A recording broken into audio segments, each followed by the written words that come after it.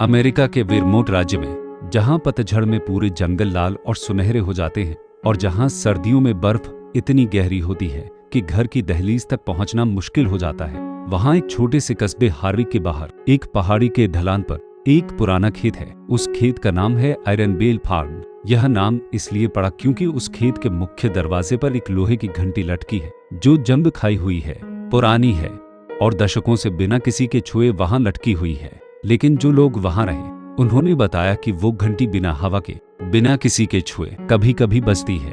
रात को जब सब कुछ शांत होता है और जब वो बजती है, कुछ मिनटों के अंदर घर के अंदर कोई ना कोई चीज हिलती है, गिरती है या टूटती है, जैसे उस घंटी की आवाज किसी को अंदर आने का इशारा देती हो। 2016 की बात है। रोहन और आयशा वर्मा, दोनों NRI, दोनों न्यूयॉर्क में काम करने वाले, ने वेरमोंट में एक फार्म हाउस खरीदने का फैसला किया था। शहर की भागदौड़ से थक गए थे, कुछ शांत चाहते थे, कुछ ऐसा जो उनका अपना हो। उन्हें आयरन बेल फार्म एक लिस्टिंग में मिला था जिसमें 5 एकड़ जमीन थी, एक बड़ा फार्म हाउस था, एक पुरानी बांध थी और कीमत जो वेरमोंट के हिसाब से बहुत कम थी। रोहन ने रियल एस्टेट एजेंट से पूछा था कि इतना सस्ता क्यों है, और एजेंट कुछ देर चुप रहा, फिर बोला कि पुरानी प्रॉपर्टी है, थोड़ी मेंटेनेंस चाहिए, और उसके बाद जल्दी से फोन काट दिया, जैसे वो कुछ और कहने से खुद को रोक रहा हो। वो 1 अक्टूबर की सुबह आयरन बेल फार्म पहुंचे। पहाड़ी पर पत्तियां लाल थी, हवा में ठंडक थी और फार्म हाउस दूर से बेहद खूबसूरत लग रहा था। लेकिन जब रोहन ने मुख्य दरवाजे की उस लोहे की घंटी को देखा और उसे छूने के लिए हाथ बढ़ाया, तो आयशा ने उनका हाथ रोका और उसी पल पहाड़ी की तरफ से एक कुत्ता तेजी से भौंकने लगा, ऐसी आवाज में जो डर की आवाज लगती थी, न कि गुस्से की। और फिर अचानक चुप हो गया। आयरन बेल फार्म में रहने के पहले हफ्ते में सब ठीक रहा, लेकिन दूसरे हफ्ते की शुरुआत में एक रात आयशा को नींद में एक आवाज सुनाई दी, जो घंटी की आवाज थी, बहुत धीमी और बहुत दूर से आती हुई। उन्होंने आंखें खोली तो रात के 2 बज रहे थे। रोहन सो रहे थे, बाहर बिल्कुल खामोशी थी और उस खामोशी में एक बार फिर वो आवाज सुनाई दी, उस लोहे की घंटी की आवाज जो दरवाजे पर लटकी थी। और उसी वक्त बहुत पास से ऐसी आवाज आई जैसे किसी ने रसोई में सारे बर्तन एक साथ फर्श पर पटक दिए हों। आयशा दौड़कर नीचे गई, रोहन को जगाकर साथ ले गई और रसोई की लाइट जलाई तो जो देखा उसने उन्हें जमीन पर जड़ कर दिया। हर बर्तन, हर प्लेट, हर कटोरी अपनी जगह पर वैसे ही रखी थी जैसे उन्होंने रात को छोड़ी थी। कुछ भी गिरा नहीं था, कुछ भी टूटा नहीं था। फिर भी वो आवाज, बर्तनों के गिरने और टूटने की आवाज, दोनों ने साफ सुनी थी।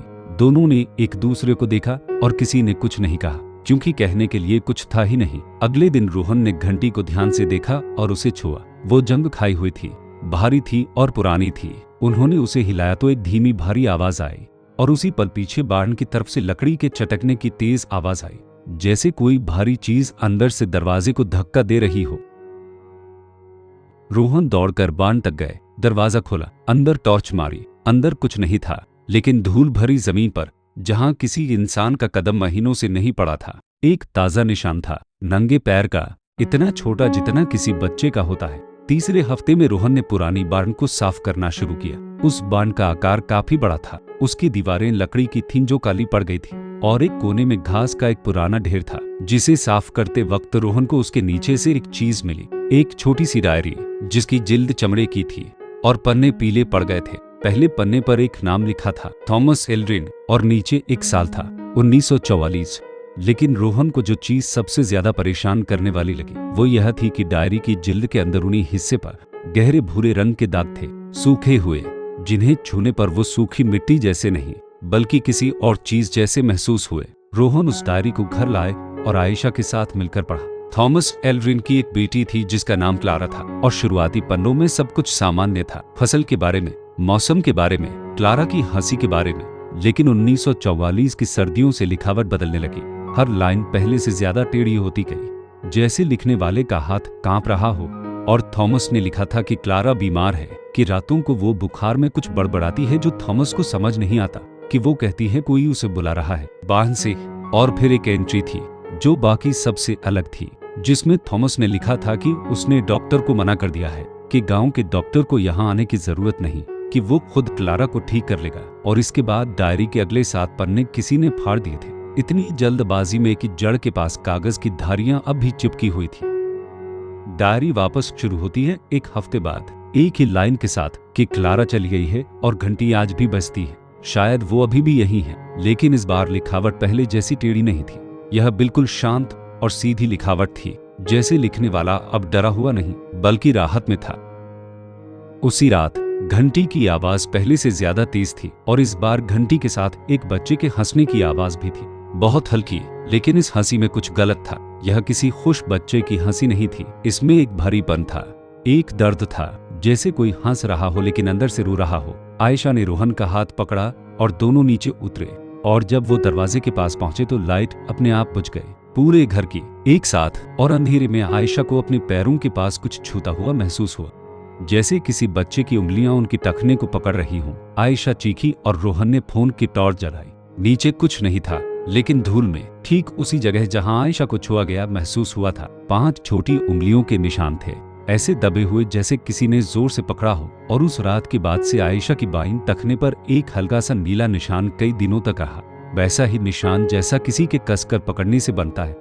अगली सुबह आयशा हार्विक के पुस्तकालय गई और एल्ड्रिन परिवार के बारे में पुराने रिकॉर्ड ढूंढे। क्लारा एल्ड्रिन की मौत 1944 में हुई थी और मृत्यु प्रमाण पत्र पर कारण लिखा था बुखार, लेकिन उसी फाइल में एक छोटा सा गांव के अखबार का टुकड़ा भी रखा था, जिसमें लिखा था कि गांव के डॉक्टर ने कई बार एल्ड्रिन फार्म जाने की कोशिश की थी, लेकिन थॉमस ने हर बार दरवाजा नहीं खोला था और आखिरी बार जब डॉक्टर पहुंचा तब तक बहुत देर हो चुकी थी। आयशा वापस आई और रोहन को यह सब बताया और दोनों बाहर गए और फार्म हाउस के पीछे खड़े उस ओक के पेड़ को देखा, जिसके तने पर एक नाम खुदा था, क्लारा। लेकिन इस बार रोहन ने ध्यान से देखा तो नाम के नीचे कुछ और भी खुदा हुआ मिला, छोटे छोटे अक्षरों में, इतने धुंधले की पहले नजर नहीं आए। और जब उन्होंने उंगली से उन अक्षरों को साफ किया तो वो पढ़ पाए। माफ कर दो। उसी रात रोहन को नींद नहीं आई। वो बाहर बरामदे में बैठे थे जब उन्हें बाण की तरफ से एक हल्की रोशनी दिखी, जैसे कोई अंदर लालटेन लेकर चल रहा हो।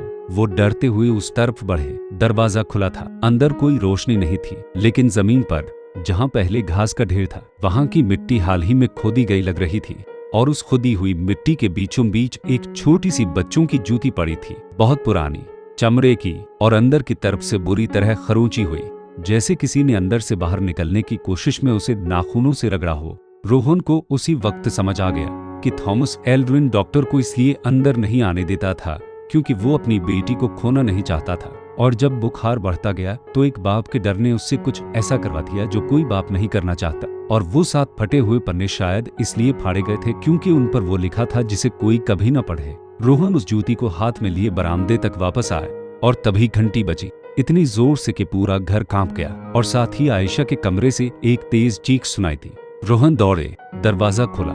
आयशा बिस्तर पर बैठी थी कांपते हुए, और उन्होंने बताया कि नींद में उन्हें एक हाथ ने अपना गला पकड़ लिया था, बच्चे जैसा हाथ, इतनी जोर से कि उन्होंने सांस लेने में तकलीफ हुई। और जब उन्होंने आंखें खोली तो कमरे में कोई नहीं था, लेकिन उनके गले पर आईने में देखने पर 5 छोटी उंगलियों के लाल निशान साफ दिख रहे थे।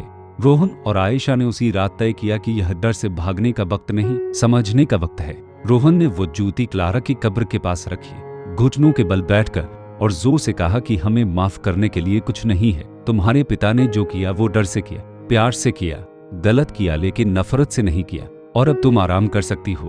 कुछ पलों तक कुछ नहीं हुआ, फिर एक ठंडी हवा का झोंका दोनों के चेहरों से टकराया, इतना तेज कि पेड़ की पत्तियां हिल गईं। और उसके बाद पहली बार घर के अंदर कोई आवाज नहीं आई, कोई बर्तन नहीं गिरा, कोई हाथ नहीं छुआ, सिर्फ खामोशी थी। लेकिन यह खामोशी डर वाली नहीं, राहत वाली खामोशी थी।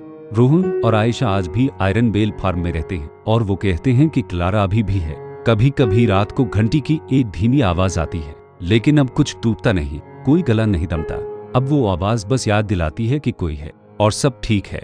आयरन बेल फार्म के मुख्य दरवाजे पर वो लोहे की घंटी आज भी लटकी है, और रोहन ने उसे हटाया नहीं, कभी हटाएंगे भी नहीं, क्योंकि वो घंटी सिर्फ एक घंटी नहीं है, वो एक बच्ची की याद है, एक बाप की गलती है, और एक ऐसे दर्द की निशानी है जो मौत के बाद भी दशकों तक जमीन में दफन रहा। थॉमस एल्ड्रिन की डायरी रोहन ने संभाल कर रखी है, फ्रेम करके फार्म हाउस की दीवार पर लगाई है, लेकिन उन 7 फटे हुए पन्नों की जगह अब भी खाली है, और शायद हमेशा खाली रहेगी, क्योंकि कुछ चीजें ऐसी होती हैं जिन्हें जमीन में दबा रहने देना ही बेहतर होता है। वेरमोट की उस पहाड़ी पर आयरन बेल फार्म आज भी खड़ा रहता है, और उसके दरवाजे पर वो घंटी, जंग खाई हुई और पुरानी, कभी कभी बजती है, बिना हवा के, बिना किसी के छुए, रात के अंधेरे में, और जो सुनता है वो सोचता है कि प्यार कितनी दूर तक जा सकता है और डर एक बाप से क्या करवा सकता है। और एक बच्ची की हंसी जो 1944 में एक बाण के अंदर खामोश हुई थी, एक पुरानी घंटी की आवाज में आज भी जिंदा है, अब भी माफी मांगती हुई।